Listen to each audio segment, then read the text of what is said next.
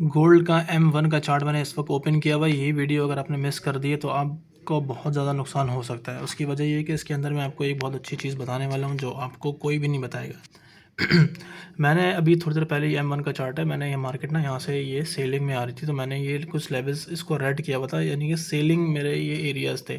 तो मार्केट यहाँ से सेलिंग आ रही थी, फिर यहाँ पर आई, फिर यहाँ से सेलिंग आ रही थी, तो यहाँ से फिर सेलिंग आई। अब ये वाला जो मेरा लेवल था ना, ये बहुत अच्छा लेवल था बाइंग का। क्यों था? क्योंकि ये बड़े टाइम फ्रेम का लेवल था। अगर आप इसमें सीखने वाली क्या बात है, अगर आप बड़े टाइम फ्रेम का यानी कि कम से कम अगर आप 1 मिनट के अंदर स्कैल्पिंग करते हैं तो अगर आप लेवल मार्किंग M15 की, M30 और H1 के लेवल के ऊपर आकर और अपने ब्रेक ऑफ स्ट्रक्चर के ऊपर फिर ट्रेड करते हैं ना, तो ये बहुत अच्छी स्ट्रैटेजी है। अब मैं आपको समझाता हूँ मैंने क्या किया।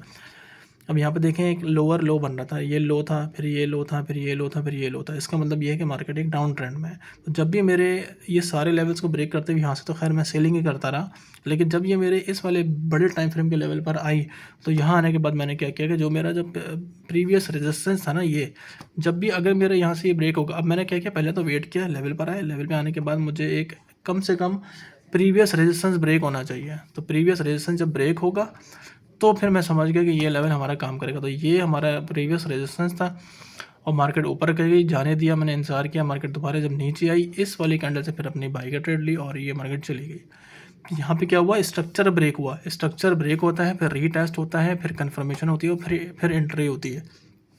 ठीक है, मैं आपको दोबारा एक चीज़ बता रहा हूँ कि आप लोग क्या करें कि बड़े टाइम फ्रेम का लेवल मार्क करें, वहाँ आने के बाद देखें कि प्रीवियस कोई भी रेजिस्टेंस या सपोर्ट एरिया, अगर आप बाई के ट्रेड सर्च कर रहे हैं तो रेजिस्टेंस का ब्रेक होने का वेट कर दें। उसके बाद अगर ब्रेक हो जाए, जैसे कि यहाँ पे ये देखें इतना बड़ा मूव आया, बहुत सारे लोग इतने एक्साइटमेंट होके यहाँ से बाई कर लेते हैं, टॉप से बाई कर लेते हैं और मार्केट फिर नीचे आना स्टार्ट हो जाती है। तो मैं क्या करता हूँ, हमेशा रीटेस्ट के ऊपर एंट्री लेता हूँ। मैं अपने वीआईपी ग्रुप के अंदर भी रीटेस्ट पे ही एंट्री देता हूँ और आज भी मैंने उसी पे ही बताया था। लेकिन मेरा जो एंट्री लेवल था वो ये था, ठीक है। तो उससे पहले ही मार्केट मूव कर गई, तो मैंने तो खैर यहाँ से मैं पकड़ लूँगा क्योंकि यहाँ पे 2 रेजिस्टेंस थे, एक तो ये था और एक ये था। तो इस वाले पे नहीं आई तो इस वाले से ही मार्केट निकल गई ऊपर।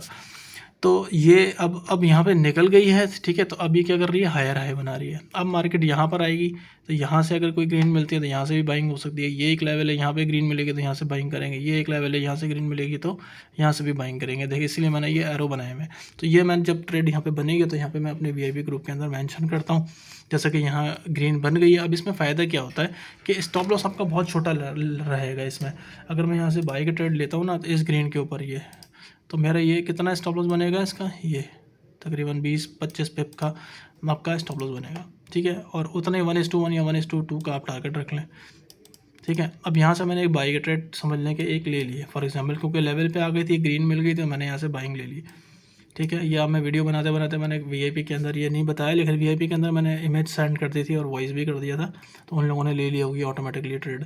तो आप लोग भी अगर वीआईपी में आना चाह रहे हैं तो आ जाएँ, फ्री ग्रुप है, रेफरल लिंक से अकाउंट बनाएं और मेरे साथ ट्रेडिंग करें, उसमें आपको बहुत फ़ायदा होगा।